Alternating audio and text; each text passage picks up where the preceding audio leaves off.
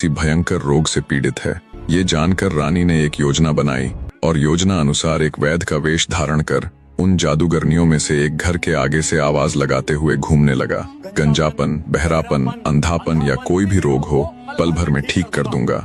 वैद्य की आवाज सुनते ही जादूगरनी का कोढ़ी बाप बाहर आया और वैद्य को आवाज लगाकर उसे अपने घर बुला लिया। कोढ़ से उसके सारे अंग गल चुके थे, जिसके कारण खड़ा होना भी उसके लिए अत्यंत कठिन था। वैद्य ने चकवे की वो बीट पीस कर उस कोढ़ी के सारे शरीर पर लगा दी। कुछ ही पलों में किसी करिश्मे की भांति उस कोढ़ी का सारा कोढ़ गायब हो गया और वो एकदम स्वस्थ हो गया। मारे खुशी के वो तुरंत वैद्य के चरणों में गिर गया और बोला, तुम्हारा ये एहसान मैं कभी नहीं चुका पाऊंगा, पर एक छोटी सी भेंट के तौर पर मैं अपनी इकलौती पुत्री का विवाह तुम्हारे साथ करवाना चाहता हूँ। कृपया मेरी इस भेंट को स्वीकृत कीजिए वैद्य जी।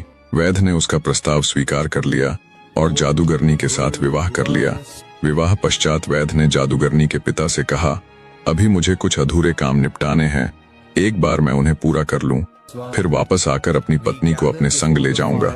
इतना कहकर वैद्य जादूगरनी के पिता से विदा लेता है। जादूगरनी के यहाँ एक रिवाज था कि विवाह के बाद वो तब तक घर से नहीं निकल सकती थी जब तक उसका पति उसे अपने साथ नहीं ले जाता।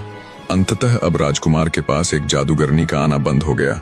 अब बाकी बची हुई तीनों जादूगरनियां राजकुमार के पास जाने लगी। उनमें दूसरी जादूगरनी का पिता अंधा, तीसरी का बहरा और चौथी जादूगरनी का पिता गंजा था। वैद्य ने एक एक करके तीनों के पास जाकर उन्हें उनके रोगों से मुक्त कर दिया। वो जिस जिस जादूगरनी के पिता का रोग ठीक करता गया, उसने उसके साथ अपनी लड़की का विवाह कर दिया। इस प्रकार वैद्य रूपी रानी उन चारों दुष्ट जादूगरनियों से विवाह कर लेती है, जिससे चारों जादूगरनियों का राजकुमार के पास जाना बंद हो जाता है। अब रानी बिना किसी रोक टोक के अपने पति के पास जाने लगी। फिर उसने विचार किया, ये सब ज्यादा दिन नहीं चलने वाला, किसी न किसी दिन तो वो पकड़ी जाएगी।